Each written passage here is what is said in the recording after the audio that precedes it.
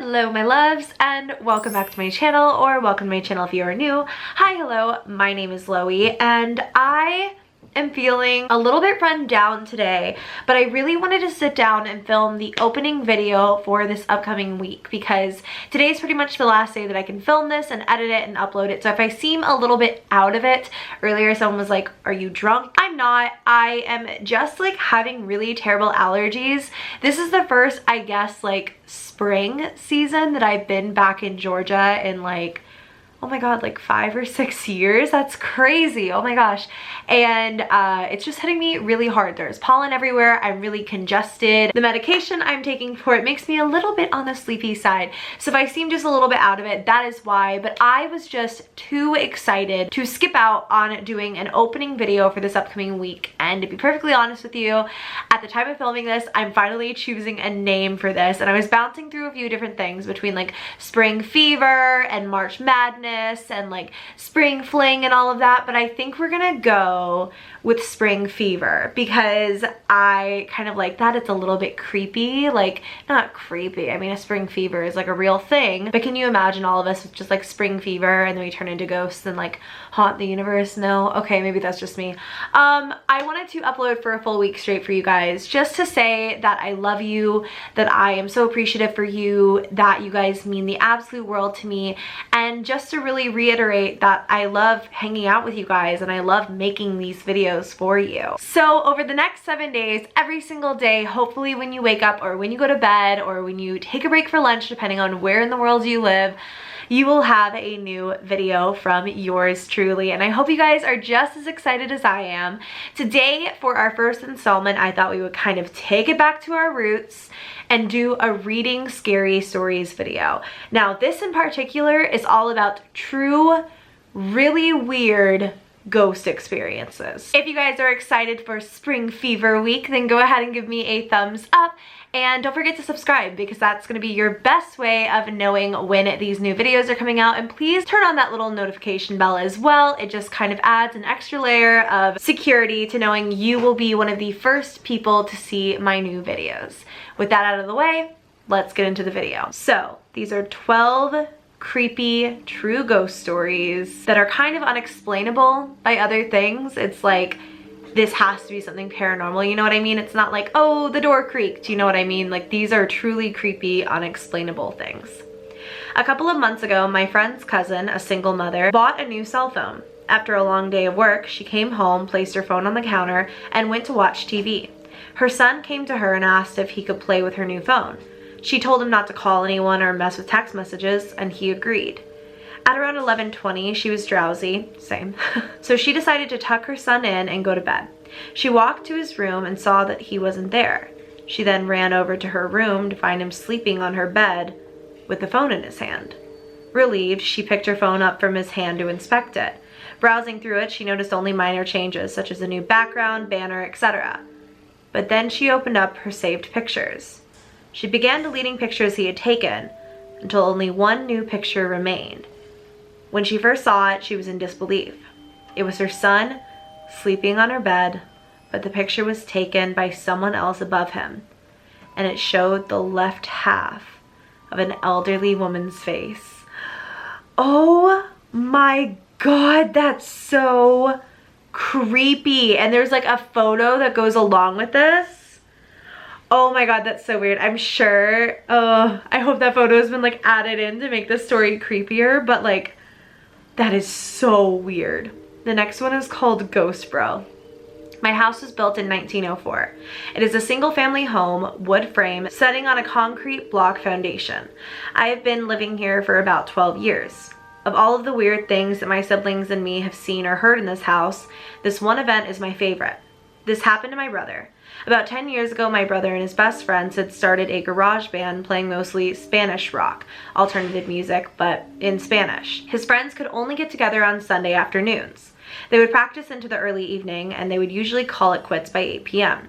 This was the time I usually showed up and went to bed because I worked the graveyard shift. This happened in late fall, so the days were getting shorter. They had just finished a long session when the decision to head to someone else's house came about. My brother handed his car keys to his buddy so they could load up the equipment. Everyone had filed out of the basement, but the tricky part was that they needed to walk all the way to the back of the basement, up the back stairs, through the kitchen doorway, down the hall, into the living room, and out into the front porch. Everyone was outside, sitting in my brother's truck, waiting for him. My brother was walking up the back stairs when he remembered that he had left his pancakes in a to-go container sitting on a speaker in the basement. He made the decision to go back. Now, the basement is not clean, with full sight lines. There had been partitions made, and the broiler and main heating unit are right smack in the middle. So after my brother walks back, he is about to retrieve his food container, when out of the corner of his eye, he sees it. It is a shadowy figure right at his peripheral vision. This feeling of dread and uneasiness washed over my brother. We had been taught that if you are in the presence of a spirit or ghost and you feel a bad vibe, to say a quick prayer or cuss at it. My brother chose the latter, and he basically just told it, "Hey, F you, I don't have time for this." My brother started to walk to the back of the basement and briskly up the stairs, closing doors and turning off lights as he was walking out. The last light switch is on the opposite side of the front door. Luckily, the door was open and the light from the street lamp was flooding the living room with its amber light. My brother said he felt something on his back, but at no point did he turn around. As he flicked the last switch, the living room went dark, and so did the rest of the house. As he stepped out, he pulled on the door, closing it behind him, still holding his food container in one hand. He jogged down the few porch steps. He walked towards the front gate. Our house resides far from the main street, essentially having a large front yard but no rear garage. As he closed the gap between himself and his friend-filled truck, he kind of smiled and thought things over in his head, mad at himself for spooking out when there was no reason. He climbed into the driver's side of the truck, putting on his seatbelt and getting ready to pull out of the parking spot directly in front of the house, when one of his friends asked, "Hey, what about your brother? Isn't he coming with us?" My brother answered, "What do you mean? He went to work early tonight. He's already gone. Do you see his car anywhere?" The next question they asked, "So then who was walking behind you when you were leaving the house?" Oh, man. No, thank you. That's really, really eerie.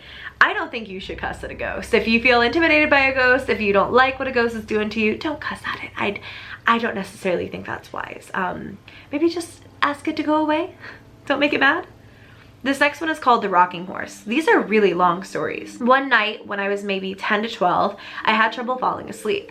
My bedroom was the entire top floor of our house, with my bed and such being on the left side, and storage closets and a play area being on the right.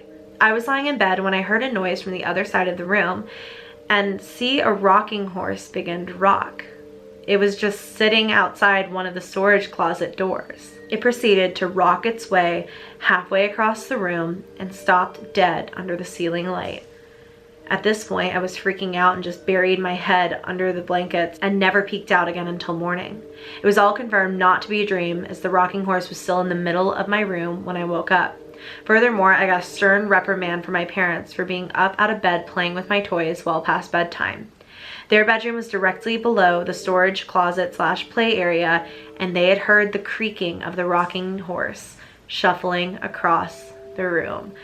I think that might be what I name this video after or something. That is a really, really creepy one. I don't know what I would do. It's like toys are so sweet and innocent, and they have this like extra level of like, I don't know how to explain it. It's like when something creepy happens with them, it's almost creepier because you're just not expecting it. If I had seen that, if my toy rocking horse had just bolted across the room basically like that, I don't even know what I would do. This one is called The Following. My older sister has a ghost that's followed her around for years. I lived with her once for about 3 months, and so much weird stuff happened in that time. All my sister would say to me when I mentioned it was that her ghost didn't like me being there. Things like going to bed with everything locked up and switched off, and waking up in the morning with the back door open, lights on, and the kettle switched on. One night, my sister and I were getting ready to go out, and I'd asked to borrow her liquid foundation. I used it and put it back where she kept her makeup. 10 minutes later, she's asking me for it, and it was nowhere to be seen. She accused me of taking it and made me buy her a new one, and refused to listen to my side of the story. About a year or so later, when she was packing to move to a new house, she found the makeup in a shoebox with some old letters. The shoebox was in a zipped up suitcase that was underneath her bed. But probably the most scared I ever felt was one afternoon when I was the only one in the house, which never happened as 4 other people lived there. I'd arrived home from work and headed straight to the bathroom. All of the doors / windows, etc. were closed. I was standing in the bathroom and started squeezing a pimple on my chin when a female voice in the hall said, "Stop picking your zits." It was loud enough and real enough that at the time I thought it was my sister, so I laughed, told her to F off, and asked what she was doing for dinner. No answer. I stuck my head out into the hall. No one was there. I searched the house top to bottom and no one was home. I sat out on the front porch until someone else got home because I didn't want to be in there alone. Oh my God. I think like the weirdest thing was the fact that she found her foundation in like a zipped up box under her bed, you know what I mean? That would be crazy to me if I was missing something like that. I had a weird experience kind of similar to that where I lost a phone and it basically ended up where I had already looked. But man, that's so weird. I'm glad that she found it as she was moving houses because I don't know what I would have done if I had found that and then still had to like live there. This one is called The Whispers. This is a story I do not often tell. I promise sincerely that this has scarred me for life, and although I have looked into psychological explanations for what I heard and natural explanations for what occurred, they remain unsatisfactory. When I was a child, I was scared of the dark. I swore to my mother I heard voices in it. They were not evil, but they were not familiar, and so they scared me. It was not uncommon in the middle of the night for me to wake up and hear whispers, as I would call them, when asking my mom. She figured they were just bumps in the night and typical kid nightmare material. I tried often to explain to her that it was more than that they sounded different from one another in the way that people's voices do. On some nights I would get so scared from these whispers that I would sleep in my mom's bed with her. It was an added bonus that the bathroom was directly outside of her bedroom door for my late night tinkles. I should add at this point that when walking into the hall to go to the bathroom, you look directly down the stairs that would lead you into the living room on the first floor, as my mom's bedroom was on the second floor. On one such night around Christmas, I awoke and felt the need to relieve myself. I walked out from the door and distinctly heard the phrase, "Look," and to my astonishment, a red light, almost like a spotlight, was cast upon the wall at the very bottom of the stairs. The light had no other source, it was by itself, and I was transfixed by it. Being a little kid, and it only being a few days from Christmas, I knew what this light was. It was Santa. How else could he get into my house to know I was being a good boy? I was so excited I began walking down the stairs to greet him, picking up my pace after the second step as it began to creep off the wall and fade into the darkness in my living room. That's when I heard him, a very strong masculine voice, different from the first. Not at all like my father's. Not to say he isn't masculine, it was just distinctly different. It said, "Stop, right now. Go back up those stairs." I listened, I turned around, and what happened next, I am not sure I would believe if someone had told me this same story. After reaching the top of the stairs, I heard a very loud crash that sent me running back to my mother's bed, where I jumped straight under the covers and stayed there the whole night. When we awoke the next morning, the poinsettia lights, little Christmas flower lights that glowed red, my mother had put on the railing down the stairs were pulled straight to the bottom of the stairs, some broken from what seemed like a forceful tear, laying in a single pile. The dry sink in my living room had fallen from the wall. My mother couldn't explain it. My father was worried we had been victims of a home invasion. My sister was crying. There was nothing missing, nobody had broken in, and there did not seem to be any reason that this had happened. And then I saw it, and I kept quiet about it because I was so afraid that I could not force words out of my mouth. There, on the edge of the wooden dry sink, which had been facing up, were 3 indentations where the finish on the wood had been worn, almost as if in a forceful grip. Something down there had grabbed it and threw it down. That's what the bang was. I was mortified. After that day, I never heard a single voice again. I do not like to imagine what was waiting downstairs for me that night, if it was anything at all. But I can tell you that the reality was that something had physically acted upon 2 things in my house near the bottom of that stairwell. After this, I had never heard another whisper again, which is sad because in some ways I would like to thank the man, masculine energy, that had stopped me from going down those stairs. This happened when I am 7.